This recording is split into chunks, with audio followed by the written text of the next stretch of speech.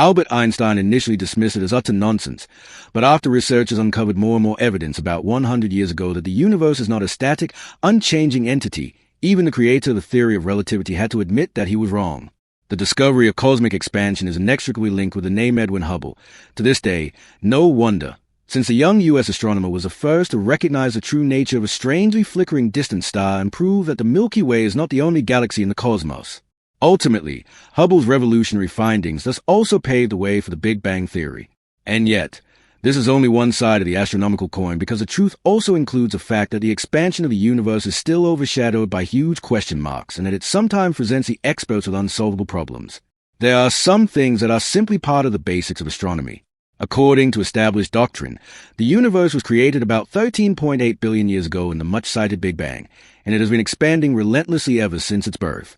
But if we turn back the wheel of time a good 100 years, or more precisely, to the year 1917, we see that even the greatest luminaries of physics in history once held a very different view of the world. In fact, a certain Albert Einstein was initially firmly convinced that the cosmos neither expands nor collapses, but rather embodies an entirely static construct. A literal beginning of everything seemed simply inconceivable to Einstein, and so it came about that he even expanded his field equations to include a cosmological constant after initial doubts about his work suggested that the universe cannot remain rigid and unchanging forever. And while some experts adopted Einstein's constant into their calculations, the astronomical revolution had long since begun at the other end of the world.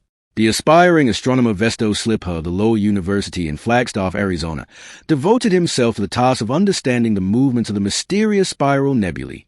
In the course of this, Slipher also considered a possibility that was in stark contrast to the ideas of his colleagues.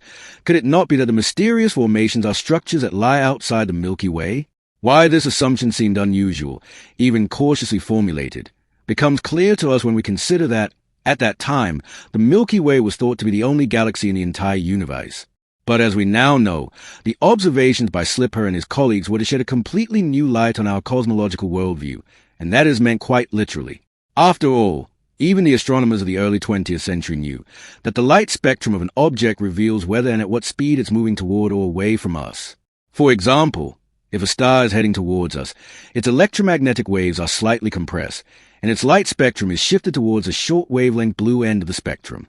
If, on the other hand, a star moves away from us, its radiation is stretched and, as a result, redshifted.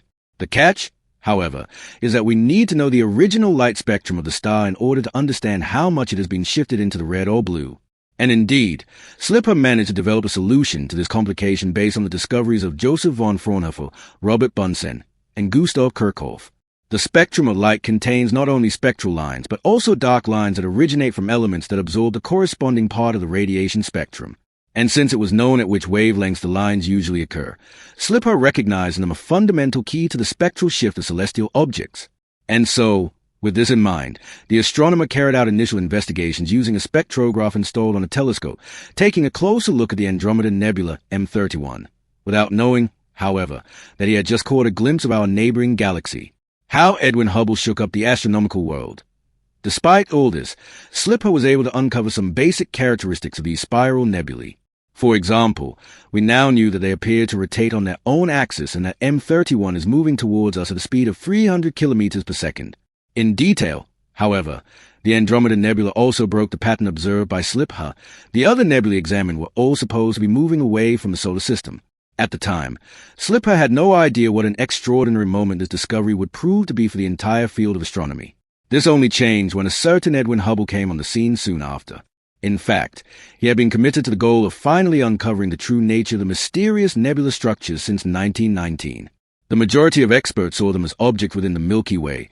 No wonder, since, as mentioned, it was considered the only galaxy in the entire universe.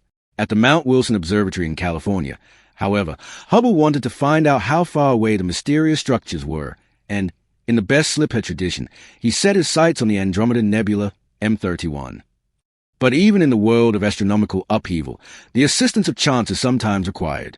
When Hubble compared a series of photographs of the nebula in October 1923, he was surprised to notice a striking point of light that changed its brightness at regular intervals.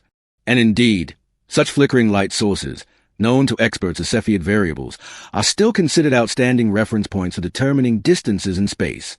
Even in Hubble's time, It was already known that the brighter a Cepheid variable is, the slower its rate of brightness changes, and so the recurring pulsation of these stars tells us how far away they are from us, regardless of their true brightness. In the case of the flickering star that Hubble discovered in M31, this circumstance ultimately led to a sensational result. According to his calculations, it had to be around 900,000 light-years away from us. But how does it fit into the Milky Way, which is only about 100,000 light-years across? Well, not at all, which is why Hubble came to the only correct but still so revolutionary conclusion that the celestial body must be outside our galaxy.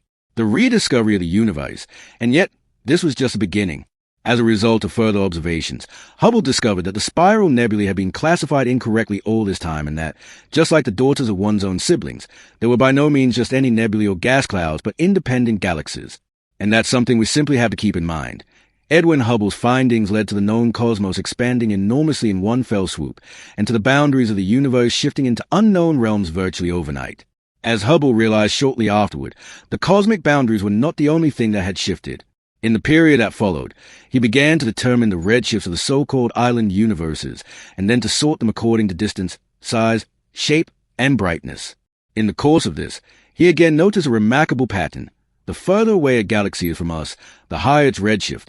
Or, to put it another way, the further away a foreign star system is from us, the faster it moves away from us. It soon became clear that the relationship between redshift and distance could be described by a constant, and Hubble estimated this to be around 500 kilometers per second per megaparsec. And even though we now know that the astronomer's estimate was far too high, his findings represented nothing less than a cosmological revolution. For the first time, a researcher had recognized that the universe is expanding. But this drastic paradigm shift was not met with universal approval by the rest of the scientific community. Although the Belgian priest and physicist Georges Lemaitre had already proved that an expanding cosmos is not in contradiction to the general theory of relativity, Einstein initially clung to the idea of a static universe that had always existed. After meeting with Hubble and the British astrophysicist Arthur Eddington in 1931, Einstein did, however, agree to the compromise that the static universe of eternity could have begun to expand at some point. However, when it came to the cosmological constant, he clearly backtracked. He removed it from his equation and is also said to have called it the biggest blunder of his life. It would take more than 50 years before it was proven that this constant is important, despite all the blunder. The road to the Big Bang. What did become clear much earlier, however, was that Einstein was not particularly fond of Georges Lemaitre. The latter had, in fact, postulated the expanding nature of the universe 2 years before Edwin Hubble, and Einstein is said to have told him in a conversation that he considered his ideas to be, and I quote, completely abominable from a physical point of view. But Lemaitre was not deterred by this harsh judgment, and he saw in Hubble's observations exactly the missing piece of the puzzle he had been looking for. Because if the universe is really expanding, then, viewed retrospectively, it must once have been much smaller, perhaps even so small that it was once compressed into a single tiny point. But that's not all. If you now use the reciprocal of the Hubble constant, you can even determine when exactly the cosmos were created. As already briefly mentioned, the value of around 500 kilometers per second per megaparsec determined by Hubble was much too high because it meant that the universe is just 2 billion years old. In the 1930s, however, it was already known that this simply could not be true. After all, even the Earth was significantly older according to geological data. A few corrections to the Hubble constant in galaxy studies later, the cosmic age was at least roughly estimated to be in the right range at around 10 billion years. Today, the prevailing scientific doctrine states that the Big Bang must have occurred around 13.8 billion years ago. However, although the value for the Hubble constant seems to be clearly established on paper, in reality, it continues to pose a huge mystery. In simple terms, the universe is expanding faster than it should theoretically be able to, and we still don't have a clear explanation for this contradictory fact. What we do know, however, is the accelerated expansion of the cosmos, which came as another rude awakening for astronomers in the 1990s. Until then, the established idea was that the expansion of the universe, after its early rapid beginning, had gradually slowed down. But after years of observations and data evaluations, it was clear that the exact opposite is the case. In reality, the expansion rate of the universe has increased steadily over the last 6 billion years, even though the attractive effect of the gravity of matter should have acted as a cosmic brake. In order to reconcile the repeated shock to the cosmological worldview with a standard model, the experts reintroduced a cosmological constant that Einstein had banned. From a purely mathematical point of view, the problem of the speed boost was solved, but from a cosmological point of view, the question remained as to what was driving the acceleration of the expansion. In other words, there must be something counteracting gravity, and this something was finally named dark energy. But apart from the fact that it seems to be there, we don't know much about the gravitational counterpart. The physical interpretation of dark energy is largely unclear, and its existence has not yet been directly proven experimentally. What has been long proven, however, is the existence of our subscribe button. Click the thumbs up and subscribe now so you will never miss another one of our videos. We see you soon.